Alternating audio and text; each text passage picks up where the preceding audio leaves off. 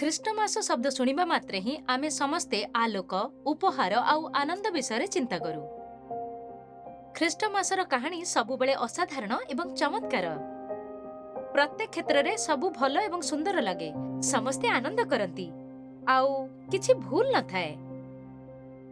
କିନ୍ତୁ ବୋଧହୁଏ ପ୍ରତ୍ୟେକ କାହାଣୀରେ ସବୁକିଛି ଏତେ ସଠିକ୍ ନଥାଏ। ମୋ ନାଁ ପରୀ। ଏଇଟା ମୋ କାହାଣୀ। ମୁଁ କଣ କଲି? ବାସ୍ ମୁଁ ଯାଉଛି, ମତେ ଯିବାକୁ ଦିଅ।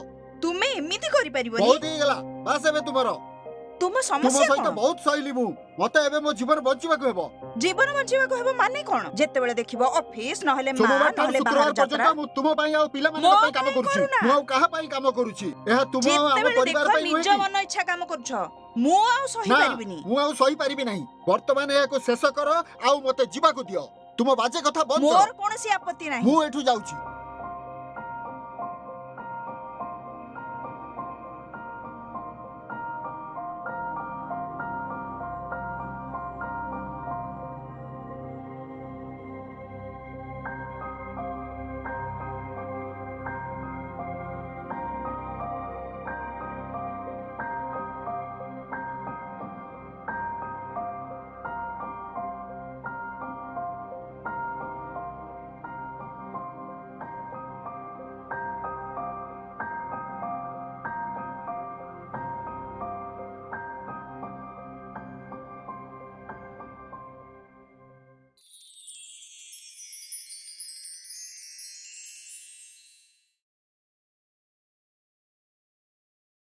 ପରୀ, ଆସୁଛି ଦିଦି। ତୁ ମୋ କାରର ଚାବି ଦେଖିଛୁ କି?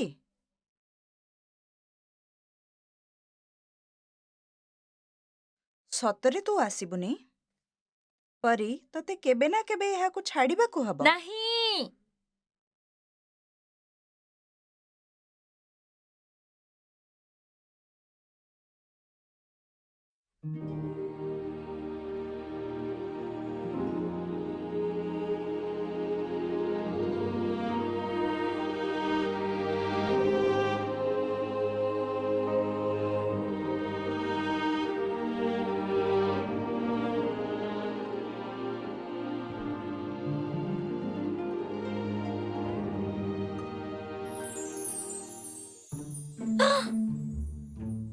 ତମେ ତିନି ଜଣ କିଏ?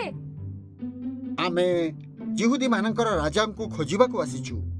ମାତ୍ର ଏହି ନୂଆ ଦୁନିଆ ବିଷୟରେ ଆମେ କିଛି ଜାଣିନାହୁଁ। ଯୀଶୁ ମହାରାଜଙ୍କୁ ଖୋଜିବାରେ ତୁମେ ଆମକୁ ସାହାଯ୍ୟ କରିବ କି? ତାହେଲେ ଯାଇ ଆମେ ନିରାପଦରେ ଫେରିପାରିବୁ। ଏମାନେ ବିଦ୍ୱାନ ପୁରୁଷ ମୋ ଘରେ, କିନ୍ତୁ ଏଇ ତିନି ଜଣ ଏଠାରେ କାହିଁକି? ଏହା କିପରି ହୋଇପାରେ? ଏହା ତ ମୋର ଖ୍ରୀଷ୍ଟମାସ ପିକ୍ଚର ବୁକରେ। ଗୋଟେ ମିନିଟ, ତୁମେ ତିନି ଜଣ ମୋ ଖ୍ରୀଷ୍ଟମାସ ପିକ୍ଚର ବୁକରୁ ଆସିଛ ନା? ବାହାରକୁ କେମିତି ଆସିଲ? ଆମେ ଉପହାର ସ୍ୱରୂପ ଧୂପ, ସୁନା ଓ ଗନ୍ଧରସ ମଧ୍ୟ ଆଣିଛୁ। ଓ ନା, ମୁଁ ତରବରରେ ସୁଗନ୍ଧ ବାକ୍ସ ରଖିବାକୁ ଭୁଲିଗଲି। ଖାଲି ସୁନା ଓ ଧୂପକାଠିରେ କାମ ଚଳିବ ନାହିଁ, ତେଣୁ ଆମକୁ ଏକ ଉପହାର ବାକ୍ସ ତିଆରି କରିବାକୁ ହେବ। ଚାଲ ଶୀଘ୍ର ଚାଲ, ସମୟ ନଷ୍ଟ କର ନାହିଁ। ଝିଅ, ତୁମେ ଆମକୁ ଯୀଶୁ ମହାରାଜଙ୍କୁ ଖୋଜିବାରେ ସାହାଯ୍ୟ କରିବ କି? ସେଇ ଚିଡ଼ଚିଡ଼ା ରାଜା ମତେ ଅଜବ ଲାଗିଲା, କିନ୍ତୁ ଅନ୍ୟ ଦୁଇ ଜଣଙ୍କ କଥା ଶୁଣିବା ପରେ ମୁଁ ସେମାନଙ୍କୁ ସାହାଯ୍ୟ କରିବାକୁ ରାଜି ହେଲି। ଠିକ ଅଛି, ଚାଲ ଯିବା।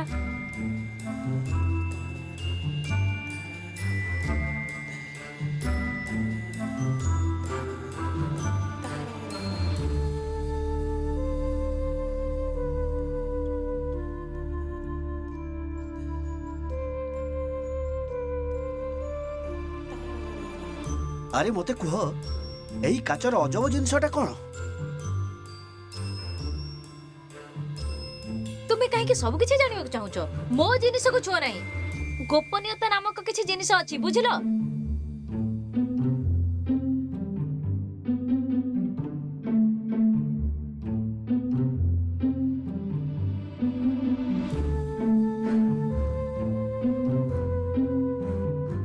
ବଢ଼ିଆ, ଆମକୁ ବି ଶିଖାଅ ନା। ଆମ ପୋଷାକ ଗୀତ ଗାଇ ପାରିବେ ନାହିଁ। ଜଣା ନାହିଁ ଏଇ ନୂଆ ଜଗତରେ କି କି ଅଜବ ଜିନିଷ ସବୁ ଅଛି। ଏମାନଙ୍କ ପୋଷାକ ଏବଂ କେଶର ରଙ୍ଗକୁ ତ ଦେଖ।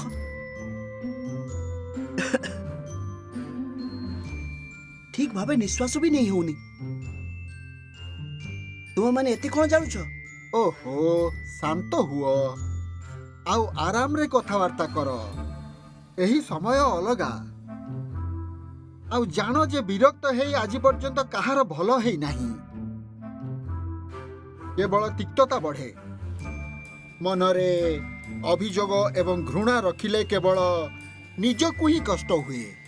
ଆରେ ଆରେ ଏଇଟା କୁହ, ଏଇ ତାରା ଗୁଡ଼ିକୁ ଖୁଣ୍ଟରେ କିଏ ଟାଙ୍ଗିଲା? ଭାଇ, ଏଇ ସ୍ଥାନଟା କେତେ ଘୃଣ୍ୟ। ମୁଁ ଏଇଠି ରହିପାରିବିନି। ଅନେକ ଥର ପରିସ୍ଥିତିକୁ ସୁଧାରିବା ପାଇଁ ଆମକୁ ନିଜ ରାଗ ଏବଂ ଅଭିମାନ ସବୁ ପଛରେ ଛାଡ଼ି ଆଗକୁ ବଢ଼ିବା ଉଚିତ। ହଁ, ଏହା କରିବା ତ କଷ୍ଟକର, କିନ୍ତୁ ଘୃଣାକୁ ପ୍ରେମରେ ବଦଳାଇବାର ଏହା ହିଁ ହେଉଛି ଉପାୟ।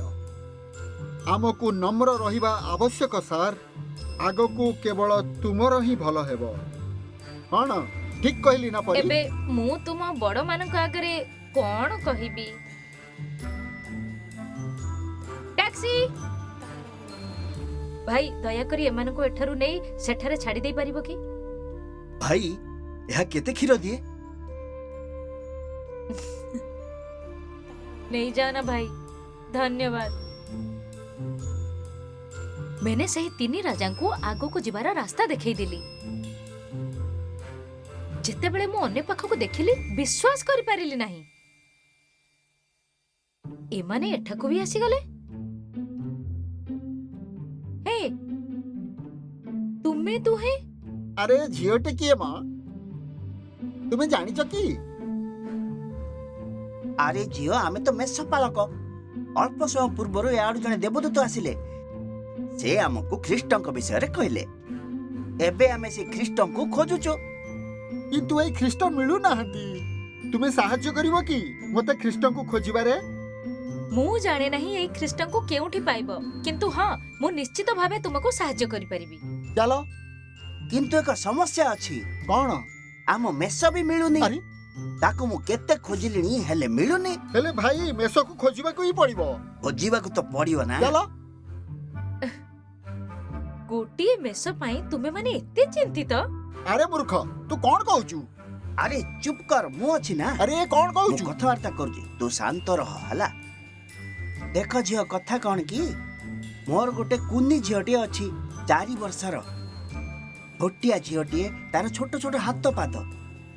ଏବେ କଥା କ'ଣ କି, ଏଇ ପେଟ ଭରିବା ପାଇଁ ମୋତେ ମେଷଙ୍କ ସହିତ ବାହାରେ ରହିବାକୁ ପଡୁଛି। ତା ସହିତ ବେଶୀ ସମୟ ବିତେଇ ପାରୁନି। ହେଲେ ଯେବେ ବି ଘରେ ରହେ ନା ଝିଅ, ସେ ବାପା ବାପା କହି ମୋ ଛାତିକୁ କୁଣ୍ଡେଇ ଧରେ। ଆଉ ଯେବେ ସେ କଥାବାର୍ତ୍ତା କରିବା ଆରମ୍ଭ କରେ, ତା କଥାବାର୍ତ୍ତା ବନ୍ଦ ହୁଏନି। ଏବେ ଝିଅ କ'ଣ କହିବି, ଏବେ ମୋ ପାଖରେ ଖାଲି ମୋର କେବଳ ପରିବାର ଏବଂ ମେଷପଲ ଅଛନ୍ତି।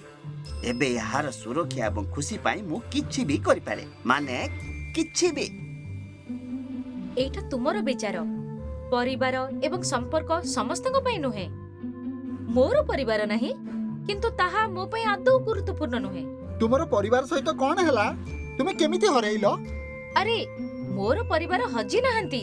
ମୁଁ ଜାଣେ ମୋ ବାପା କେଉଁଠି ଅଛନ୍ତି, ଆଉ ଆମେ ପରସ୍ପର ସହ କଥା ହେବାର ଅନେକ ବର୍ଷ ହେଲାଣି। କିନ୍ତୁ ଏହା ମୋ ପାଇଁ କିଛି ପାର୍ଥକ୍ୟ କରେ ନାହିଁ। ତୁମେ କ'ଣ କହୁଛ? ତୁମେ ଜାଣିଛ ତୁମ ବାପା କେଉଁଠାରେ ଅଛନ୍ତି, ତଥାପି ତୁମେ ତାଙ୍କ ସହିତ କଥାବାର୍ତ୍ତା କରିନାହ? ଆରେ ମୁଁ କଥା କହୁଛି, ତୁମେ ଏତେ ଦିନ ପର୍ଯ୍ୟନ୍ତ ତୁମ ପରିବାର ସହିତ କଥା ହେଇନ, ଏହା କିପରି ସମ୍ଭବ? ଆରେ ଝିଅ, ଆମକୁ ପଚାର। ଯଦି ଆମକୁ ଏମିତି ମୌକା ମିଳନ୍ତା ନା, ଆମେ ପ୍ରତିଦିନ ଆମ ପରିବାରକୁ ଭେଟି ପାରନ୍ତୁ, ଏପରିକି ଅତି କମରେ ସେମାନଙ୍କୁ ଦେଖି ପାରନ୍ତୁ, ତେବେ ୟାଠୁ ଅଧିକ ଖୁସିର କଥା କିଛି ନଥାନ୍ତା। ଆରେ ଝିଅ, ମୁଁ ବୁଝିପାରୁନି, ତୁମେ ଜାଣିଛ ତୁମ ବାପା କେଉଁଠି, ତଥାପି ତୁମେ ତାଙ୍କ ସହିତ କଥାବାର୍ତ୍ତା କରୁନ। ଏହା ହେଇପାରେ କି? ଆରେ ଆମେ ତୁମ ଜାଗାରେ ତୁମେ ଥାନ୍ତା ବୁଝୁନ ଝିଅ। କାହିଁକି ମୁଁ ତାଙ୍କୁ ଛାଡ଼ି ନାହିଁ, ସେ ମୋତେ ଛାଡ଼ି ଚାଲିଗଲେ। ମୁଁ ତାଙ୍କ ସହ କଥାବାର୍ତ୍ତା ବନ୍ଦ କରିନଥିଲି, ସେ ମୋ ସହ କଥା ହେବା ବନ୍ଦ କରିଦେଲେ। ଆଉ ମୁଁ ତାଙ୍କୁ ଦୁଃଖ ଦେଇନଥିଲି, ସେ ମୋତେ ଦୁଃଖ ଦେଇଥିଲେ। ଆଉ ଆଉ ଯଦି ସେ ତା ସହିତ ଠିକ ଅଛନ୍ତି, ତେବେ ମୁଁ ମଧ୍ୟ ତା ସହିତ ଠିକ ଅଛି। ମୁଁ ବି ଏମିତି ଖୁସିରେ ଅଛି। ଧରା ଯାଉ ତୁମ ବାପା ତୁମକୁ ଛାଡ଼ିଦେଲେ, ତା ବୋଲି ତୁମେ ବି ତୁମ ବାପାଙ୍କୁ ଛାଡ଼ିଦବ ନା କ'ଣ? ମୋ ପାଖରେ ଅନ୍ୟ କୌଣସି ଉପାୟ ନଥିଲା। କିନ୍ତୁ ଉପାୟ ଅଛି ତୁମ ପାଖରେ। ତୁମ ବାପା ତୁମକୁ ଛାଡ଼ିଦେଲେ ବୋଲି ତୁମେ ବି ସେଇ ଭୁଲ କରିବ ନା କ'ଣ? जाओ जाओ तुम बापा को देखा करी आस जाओ जाओ पागली जाओ ए भाई रह झियो तुमे जाओ जाइकी तुम बापा को भेट तापर तांग सहित कथबार्ता कर अरे अति कम चेष्टा तो कर उपाय एबे भी तुम पाखरे अछि जदि आमे तुम जगह थांतु ना झियो गुड्डी मोर बहुत मन पड़ुची भाई ताकू भेटियार बहुत दिन हो गलानी अरे गुड्डी को भेटी थांती की टिके शांति रे सोई परि थांती किछि असुविधा नाही भाई गुड्डी भेटिबा गुड्डी को निश्चय भेटिबा ମୁଁ ସେମାନଙ୍କୁ ସାହାଯ୍ୟ କରିବାକୁ ଚେଷ୍ଟା କଲି କିନ୍ତୁ କିପରି ସାହାଯ୍ୟ କରିପାରିଥାନ୍ତି ଯେତେବେଳେ ମୁଁ ନିଜେ ହିଁ ଜାଣି ନାହିଁ କି ପିତାଙ୍କ ପ୍ରେମ କଣ ଅଟେ।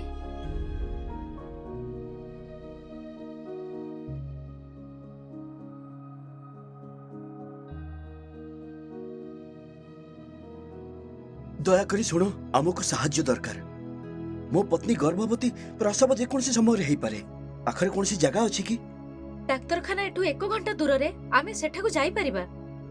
1 ଘଣ୍ଟା ଆମ ପାଖରେ ସେତେ ସମୟ ନାହିଁ ପାଖରେ ଯେକୌଣସି କୋଠରୀ ମଧ୍ୟ ଚଳିବ ଠିକ ଅଛି ଏଇ ନିକଟରେ ମୋର ଘର ଆପଣ ଚାହିଁଲେ ସେଠାକୁ ଯାଇପାରିବେ। ହଁ ହଁ ସେଠାକୁ ଯାଇପାରିବା ତୁମେ ତୁମେ ଠିକ ଅଛ ମରିୟମ ଏଠାକୁ ଆସନ୍ତୁ। ଏଠାକୁ ଆସ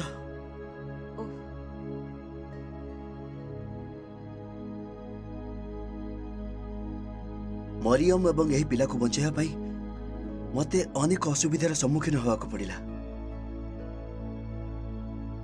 ହଁ ମୁଁ ବୁଝିପାରୁଛି କିନ୍ତୁ ତାପରେ ଆପଣ ଯୀଶୁଙ୍କ ପିତା ହୋଇଯିବେ କେମିତି ଲାଗୁଛି ଆପଣଙ୍କୁ? ଆରମ୍ଭରେ ମତେ ବହୁତ ଡର ଲାଗୁଥିଲା ଭାବୁଥିଲି ମୁଁ ଲୋକଙ୍କ ସାମ୍ନା କିପରି କରିବି ମନ ହେଉଥିଲା ଡରରେ କୁଆଡେ ଦୌଡ଼ି ପଳେଇ ଯିବି କିନ୍ତୁ ଏସବୁ ଦେଖିବାର ଶକ୍ତି ମତେ ମୋର ଈଶ୍ୱରଙ୍କ ଠାରୁ ମିଳିଲା ମୋ ଶକ୍ତିର ସମସ୍ତ କାରଣ ହେଉଛନ୍ତି ମୋ ଈଶ୍ୱର ଲୋକେ କହିବା ବନ୍ଦ କରିନଥିଲେ କିନ୍ତୁ ମୁଁ ସାହସ ଛାଡ଼ିଲି ନାହିଁ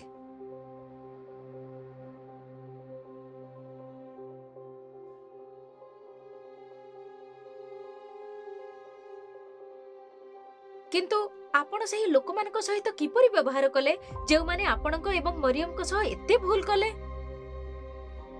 ମୋ ମନରେ ତାଙ୍କ ବିରୁଦ୍ଧରେ କିଛି ଭୁଲ ରଖିନଥିଲି ସେମାନଙ୍କୁ କ୍ଷମା କରିଦେଇଥିଲି ପୁରାପୁରି ହଁ ଯଦି କେହି ଆମ ପ୍ରତି ଭୁଲ କରନ୍ତି ତେବେ ଆମକୁ କେବଳ ଭୁଲ କଥା ଚିନ୍ତା କରିବାର ଆବଶ୍ୟକତା ନାହିଁ କିନ୍ତୁ ଆପଣ ସେସବୁକୁ ଭୁଲି ପାରିଲେ କିପରି? ମୁଁ ଭୁଲି ନାହିଁ ହଁ କିନ୍ତୁ ଯେତେବେଳେ ବି ମୁଁ ସେହି ସବୁ ଜିନିଷ ମନେ ପକାଏ ଖାଲି ଖରାପ ଅନୁଭବ କରେ ମୁଁ ସେମାନଙ୍କୁ କ୍ଷମା କରିଥିଲି ଯାହାଦ୍ୱାରା ଏସବୁ ଜିନିଷକୁ ଅଲଗା ରଖି ସମ୍ପର୍କକୁ ଏକ ଭିନ୍ନ ଭଙ୍ଗୀରେ ଦେଖିପାରିବି ସେଗୁଡ଼ିକୁ ଠିକ କରିପାରିବି ମୁଁ ପୁରୁଣା କଥାକୁ ଭୁଲି ତ ପାରିବି ନାହିଁ ହଁ ମାତ୍ର କ୍ଷମା କରି ଆମେ ଆମ ଆଗାମୀ କାଲିକୁ ଅଧିକ ଭଲ କରିପାରିବା ନୁହେଁ କି?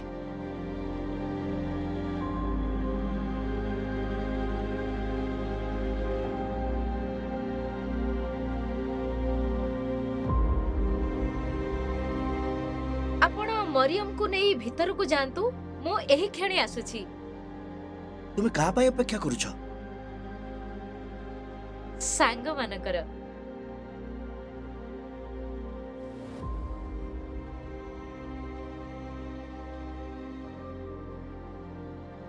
ୟୁସୁଫ ଧନ୍ୟବାଦ।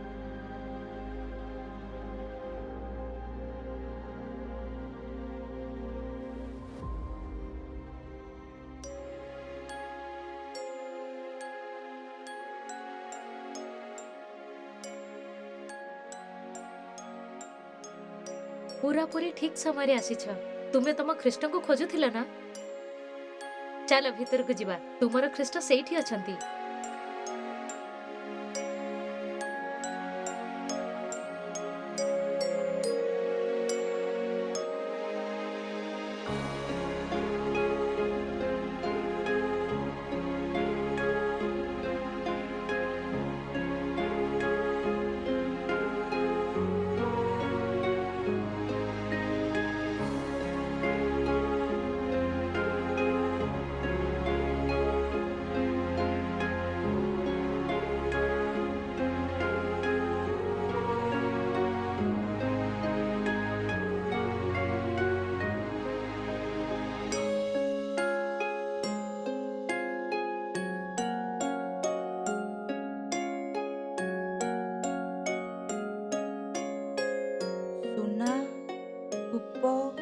ସୁଗନ୍ଧ ଏସବୁ ତ ରାଜାମାନଙ୍କ ପାଇଁ। ଆମେ ରାଜାଙ୍କୁ ହିଁ ତ ଦେଉଛୁ।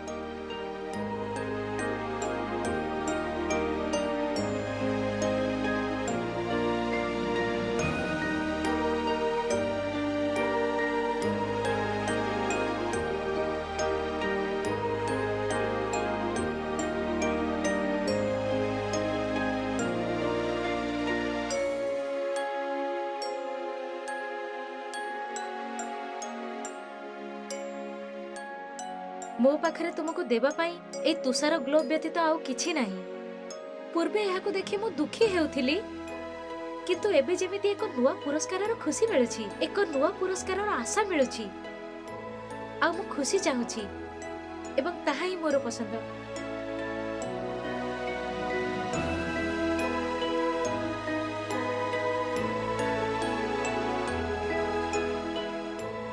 ସର୍ବଦା ଖୁସିରେ ରହ।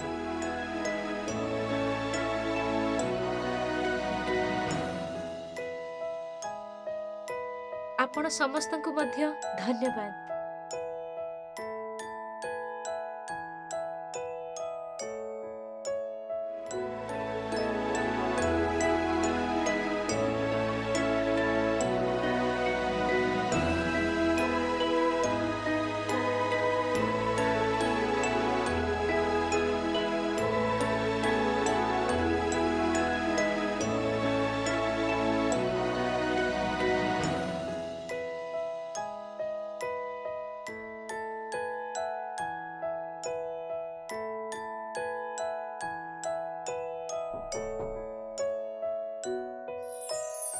हेलो पापा।